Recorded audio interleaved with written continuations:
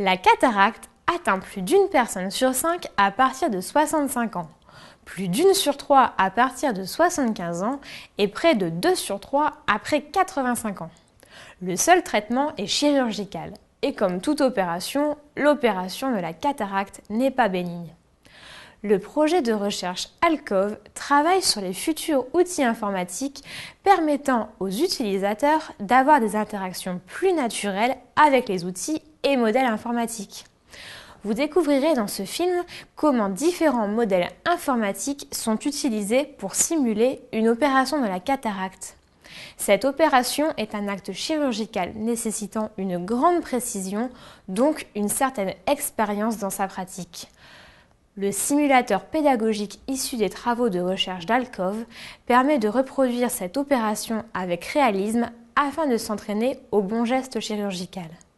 Cette vidéo est disponible sur Canalu.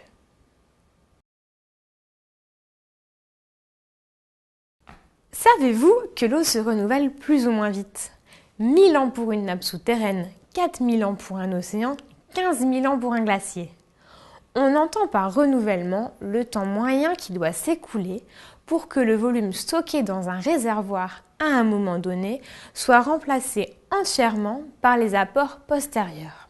Seulement 0,65% de cette eau n'est ni salée ni glacée et 97,2% de l'eau présente sur la planète se trouve sous forme salée dans les mers et les océans. Or, seule l'eau douce, dont une partie seulement est facilement mobilisable, est utilisée pour les besoins vitaux de l'homme, son alimentation, l'agriculture. On estime que plus de 80 pays dans le monde, soit plus de 40% de la population du globe, connaissent de sérieuses pénuries d'eau. Le site VI, réalisé dans le cadre du service Biomédia de l'Université Paris 6, met à votre disposition un document sur l'eau et sa gestion.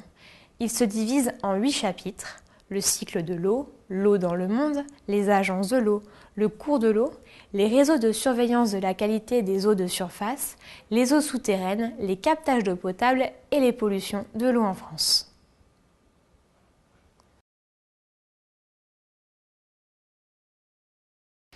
Pour terminer, je vous propose de découvrir un site intitulé « Base de physique pour les sciences et vie de la Terre ». Réalisé par l'Université de Lyon 1, ce site vous permet d'acquérir les connaissances de base dans 2 domaines de la physique, l'électricité et l'optique géométrique. Il montre l'intérêt de la physique dans des parcours tels que la biologie, la biochimie ou les sciences de la Terre et l'importance de la pluridisciplinarité physique, biologie, biochimie, physiologie.